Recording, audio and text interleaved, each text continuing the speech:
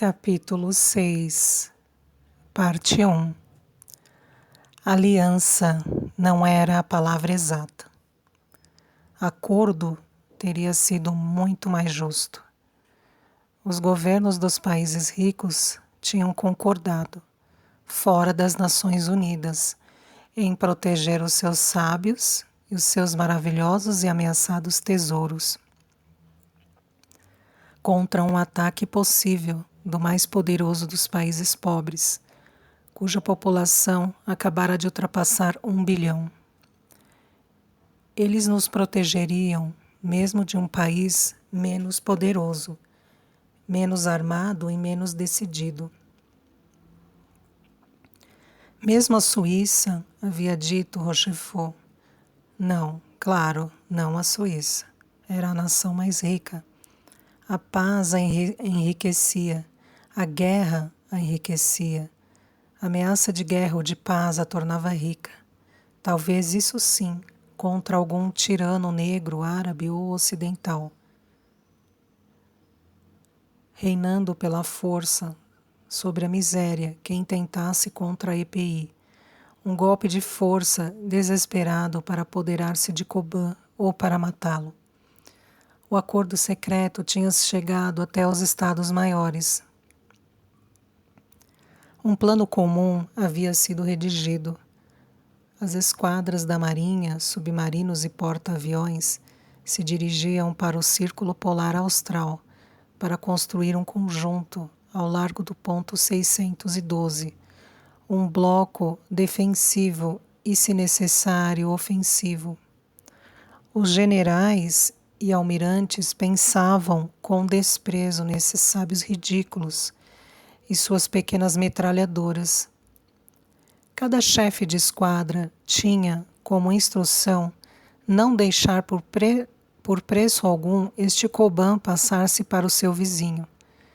Para isto, o melhor não era estarem lá todos juntos e se vigiarem?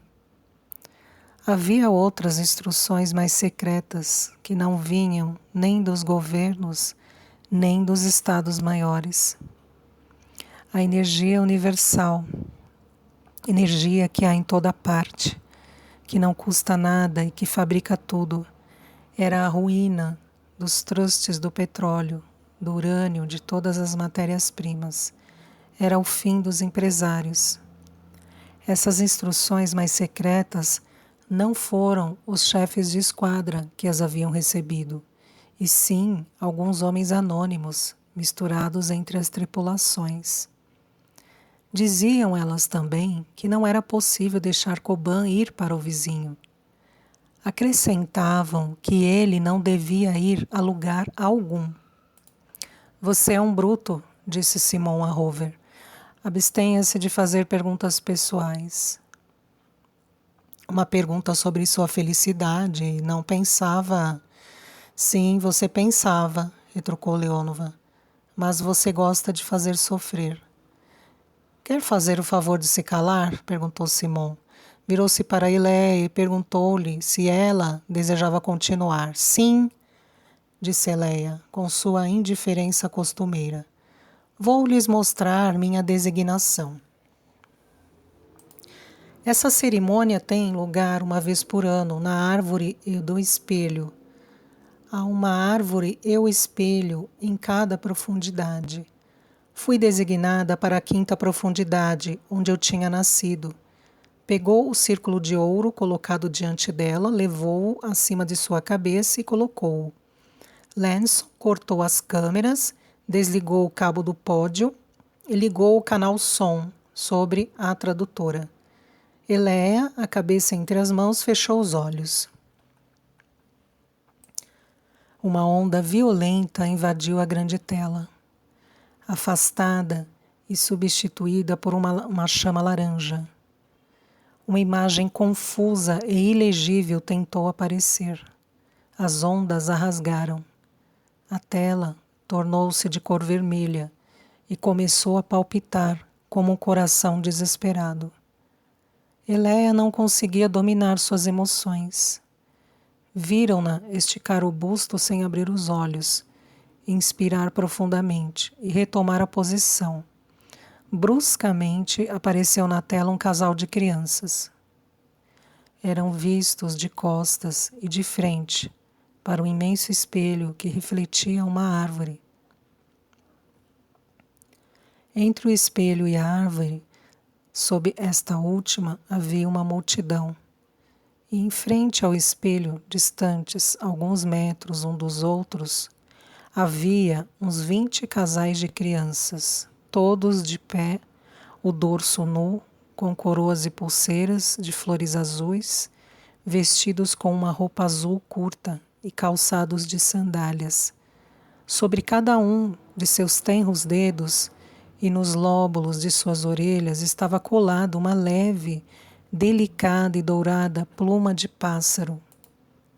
A menina, no primeiro plano, a mais bela de todas, era Elea, reconhecível, mas diferente. Diferente não por causa da idade, e sim da paz e da alegria que iluminava seu rosto. O menino que estava a seu lado olhava e ela lhe retribuía o olhar. Ele era louro como o trigo maduro ao sol. Seus cabelos lisos caíam-lhe retos em volta do rosto, até os ombros finos, onde músculos já começavam a mostrar seu garbo. Seus olhos amendoados fixavam o espelho de onde os olhos azuis de Elea lhe sorriam. Elea, adulta, fala e a máquina traduz. Quando a designação é perfeita, no momento em que as duas crianças designadas se veem pela primeira vez, se reconhecem. Elea, na infância, trocara olhares com o menino. Eram felizes e belos. Eles se reconheciam como se tivessem andado sempre à procura um do outro, sem pressa e tranquilos, com a certeza de que iam se encontrar. Chegado o momento do encontro, estavam juntos e se olhavam, se descobriam felizes e maravilhados. Atrás de cada casal de crianças estavam as duas famílias. Outras crianças com suas famílias esperavam atrás deles. A árvore tinha um tronco castanho, cujos primeiros galhos quase tocavam no chão, e os mais altos escondiam o teto, se é que havia algum. Suas folhas espessas, de um verde vivo, estriadas de vermelho, poderiam esconder um homem da cabeça aos pés. Um grande número de adultos e de crianças descansavam deitados ou sentados sobre os tralhos ou sobre suas folhas que se arrastavam sobre o solo. Crianças saltavam de um galho para outro, como pássaros. Os adultos usavam roupas de cores diversas. Alguns inteiramente vestidos, outros, mulheres ou homens, somente nos quadris, dos quadris aos joelhos. Outros levavam apenas uma faixa leve ao redor das cadeiras. Havia mulheres inteiramente nuas, mas os homens todos estavam vestidos. Nem todos os rostos eram belos, mas todos os corpos eram harmoniosos e sadios. De modo geral, tinham, com ligeira diferença, a mesma cor da pele. Havia um pouco mais de variedade nos cabelos, que iam do ouro puro ao ruivo e ao castanho dourado. Alguns casais adultos se davam a mão. No fundo do espelho apareceu um homem vestido com uma roupa vermelha, que lhe caía até os pés. Aproximou-se do casal de crianças, parecia se entregar a uma cerimônia leve. Depois mandou-as de volta de mãos dadas. Duas outras crianças vieram substituí-las. Outros homens de vermelho apareceram à beira do espelho, se dirigiram para os outros casais de crianças que esperavam e que partiram alguns instantes mais tarde de mãos dadas. Um homem de vermelho chegou à beira do espelho e aproximou-se de Elea. Ela o olhou no espelho Ele lhe sorriu, colocou-se por detrás dela, consultou uma espécie de disco que estava na sua mão direita e pousou sua mão esquerda sobre o ombro de Eleia. Sua mãe lhe deu o nome de Eleia, disse ele. Hoje você foi designada. Seu número é 3190791. Repita. 3190791, disse Eleia, menina. Você vai receber sua chave, estenda sua mão. Ela estendeu a mão esquerda, aberta, a palma para cima. A extremidade dos seus dedos veio tocar sobre o espelho, a extremidade de sua imagem. Diga quem é você, diga seu nome e seu número. Sou Eleia, 3190791. A imagem da mão no espelho palpitou e se abriu, descobrindo uma claridade logo apagada e fechou-se de novo, de onde caiu um objeto na palma da mão que estava estendida.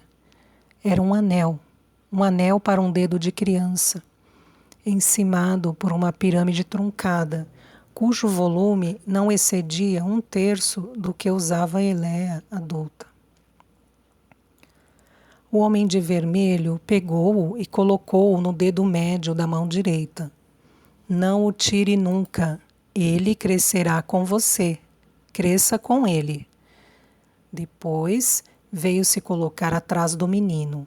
Eleia olhava o homem e o menino rapaz com olhos imensos, cada um contendo a metade da aurora. Seu rosto grave estava iluminado de confiança e de entusiasmo. Ele era semelhante a uma planta nova, cheia de mocidade e de vida, que acaba de brotar no solo puro e estende para a claridade a confiança perfeita e tenra da sua primeira folha, com a certeza de que breve, folha após folha, ela atingirá o sol. O homem consultou seu disco, pousou sua mão esquerda sobre o ombro esquerdo do menino e disse: sua mãe lhe deu o nome de Paikan. Uma explosão vermelha rasgou a imagem, invadiu a tela, cobriu o rosto de Eleia menina, apagou o céu dos seus olhos, sua esperança e sua alegria. A tela extinguiu-se. No pódio, Eleia acabara de arrancar de sua cabeça o círculo de ouro. Continuamos não sabendo nada. Para o que serve o diabo dessa chave? Resmungou Hoover. Tentei te chamar para o nosso mundo. Embora tenhas aceitado colaborar conosco, talvez por isso mesmo eu te via um pouco mais cada dia recuar no passado, para um abismo. Não havia passarela para atravessar o despenhadeiro. Não havia nada atrás de ti, senão a morte. Fiz trazerem do cabo para ti cerejas e pêssegos. Fiz trazer um carneiro, do qual nosso chefe tirou, para te oferecer algumas costeletas acompanhadas de folhas de alface romana, tenras como uma polpa de fruto. Olhaste as costeletas com horror e me disse: é um pedaço cortado de um bicho? Nunca tinha pensado nisso. Até aquele dia, para mim, uma costeleta não era senão uma costeleta. Respondi meio sem jeito: sim. Olhaste a carne, a salada, as frutas e me disseste: você come bicho, você come mato, você come árvore. Tentei sorrir, respondi: nós somos bárbaros. Mandei buscar rosas. Você pensou que isto também nós comêssemos. A chave continha a explicação de tudo, dissera Eleia. Foi esta a conclusão a que os sábios e os jornalistas chegaram, reunidos na sala de conferências, no decorrer das reuniões seguintes. Eleia havia se tornado um pouco mais dona de suas emoções e pôde contar e mostrar a sua vida e a de Paikã, a vida de um casal de crianças que se tornou um casal de adultos e tomou seu lugar na sociedade. Depois da guerra, de uma hora, o povo de Gondawa tinha ficado enterrado. Os abrigos haviam demonstrado sua eficiência. Apesar do Tratado de Lampa, ninguém ousava jamais acreditar que a guerra não recomeçaria. A sabedoria aconselhava a ficar no abrigo e nele viver. A superfície estava devastada. Era necessário reconstruir tudo. A sabedoria aconselhava a reconstruir o abrigo. O subsolo foi ampliado em profundidade e extensão. Sua arrumação englobava cavernas naturais, os lagos e os rios subterrâneos. A utilização da energia universal permitia-lhes dispor de uma potência sem limites, o que poderia tomar todas as formas. Era utilizada para recriar sobre o solo uma vegetação mais rica e mais bela que a que havia sido destruída embaixo.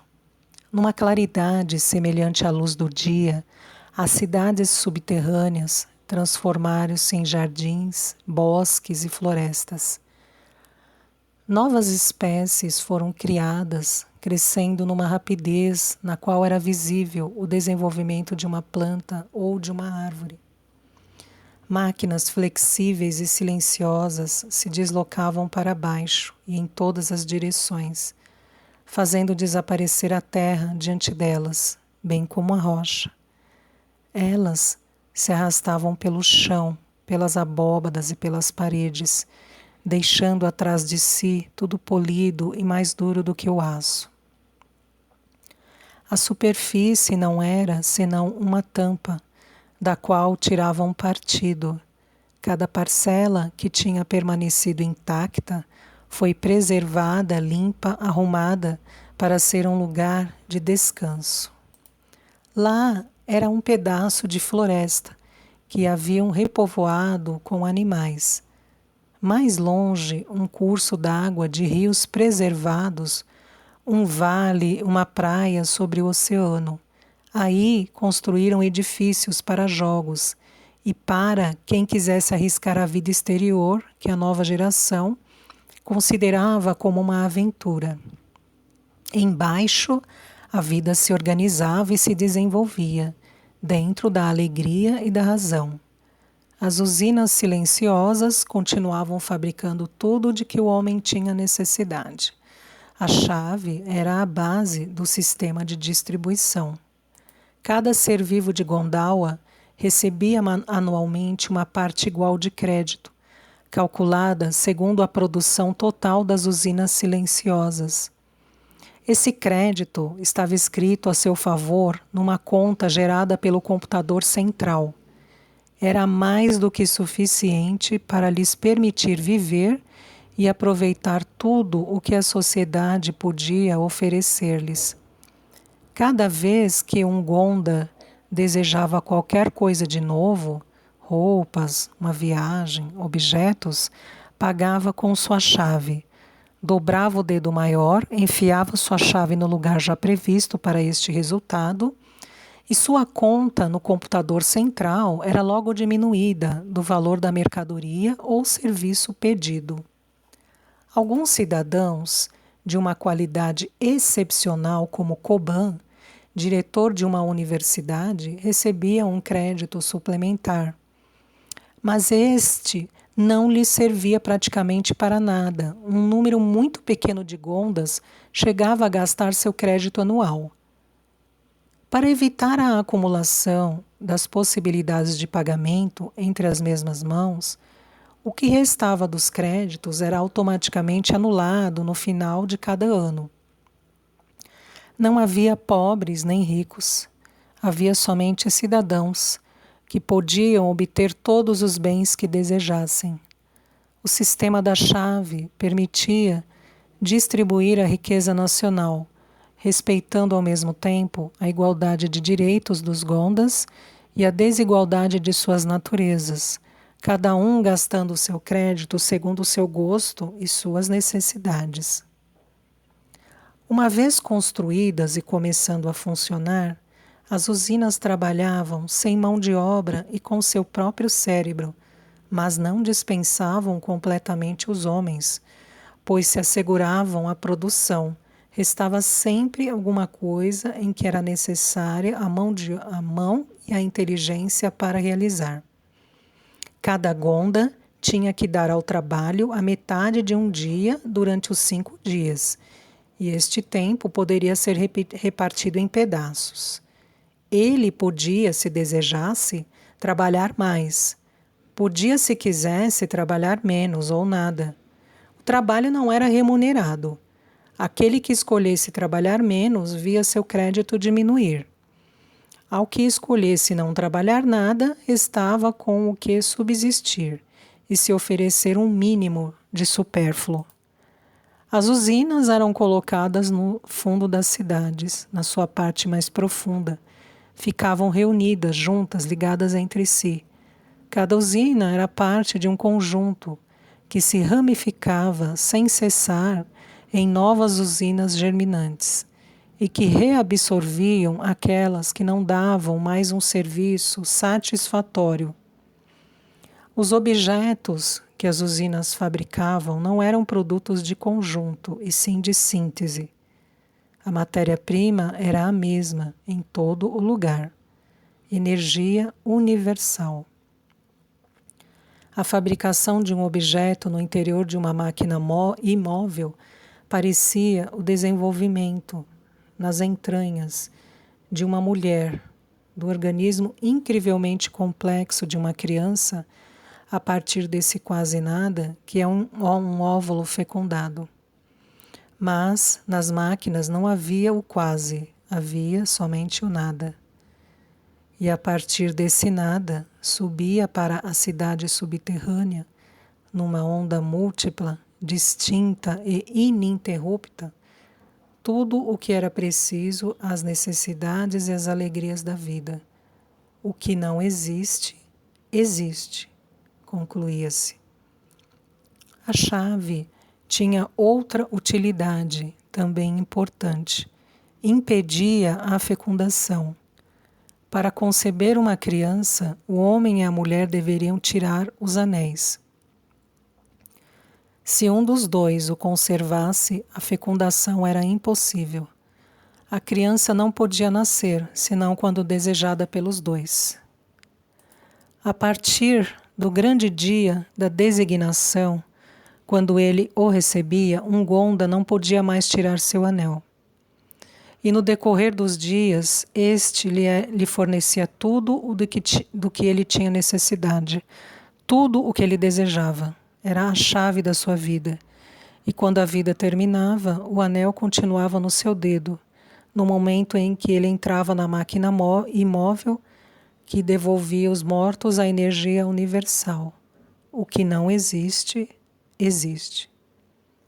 Também o instante em que os dois esposos tiravam o seu anel, antes de se juntarem para fazer uma criança, era banhado de uma emoção excepcional. Eles se sentiam mais que nus, como se tivessem tirado ao mesmo tempo que o anel a própria pele. Dos pés à cabeça, eles se tocavam ao vivo e a fundo. Entravam numa comunhão total. Ele penetrava nela e os dois se fundiam. Para os dois corpos, o espaço tornava-se o mesmo. A criança era concebida numa única alegria. A chave era suficiente para manter a população de Gondawa num nível constante. Enisorai não tinha a chave e não a queria. Enisorai pululava.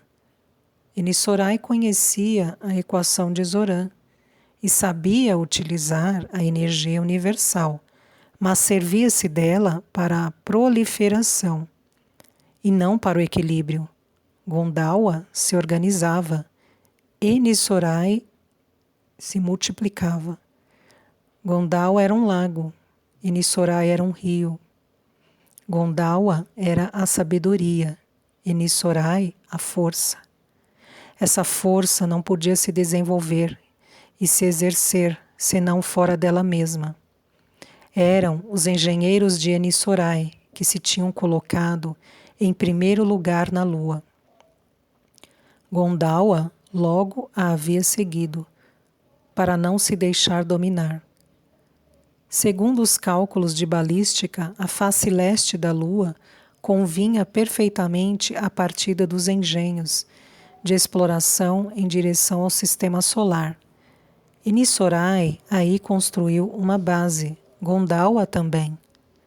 A Terceira Guerra acendeu-se neste lugar, de um incidente entre as guarnições das duas bases.